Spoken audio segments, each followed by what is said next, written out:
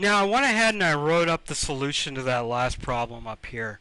Negative 2h, remember that h is a negative vector, so when you take that negative 2 times that negative vector, you're going to end up with a positive number, divided by 9.8 is equal to t squared. I hope everyone can see that.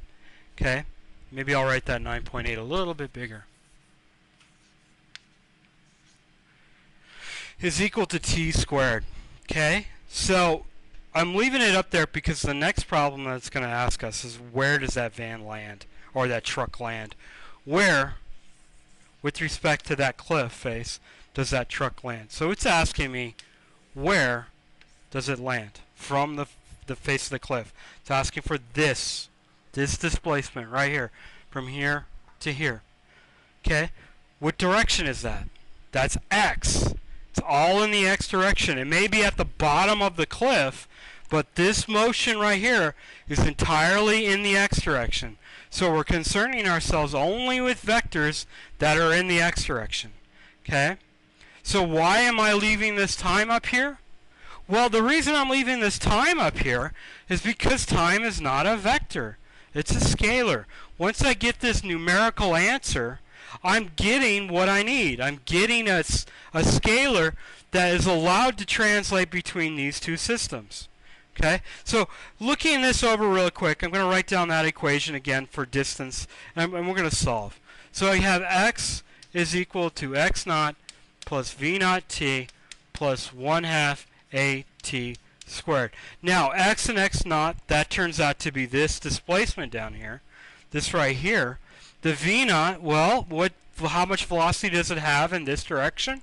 Well, it has that much velocity, whatever that number may be. So this velocity and this velocity are the same.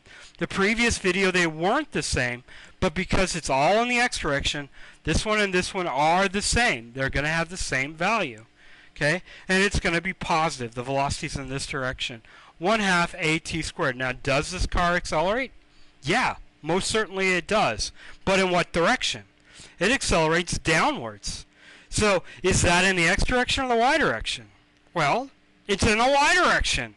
So, does it belong on my equation for the x direction? Heck no!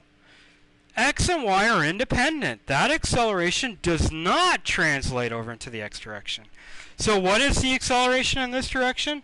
Well, there may be air resistance, and that would certainly create an acceleration on it. But for most problems that we're going to deal with, well, let me change that. For all the problems that we're going to deal with, we're not really going to consider air resistance. I mean, we should know that air resistance would actually shorten its distance slightly, but in all things for this problem, we're relatively going to ignore it. Okay? So that goes away. Okay? So I'm off with only this displacement, that's this down here, is equal to that velocity times that time. And I'm done. Okay? Now you can see with this distance, this displacement is equal to velocity times time, that if I were given the distance that it hit, I could actually solve for the velocity of that vehicle that was traveling around. I can do that. If I was given the time it would take for it to drop from here to here, if I was given this, then why couldn't I solve for the height?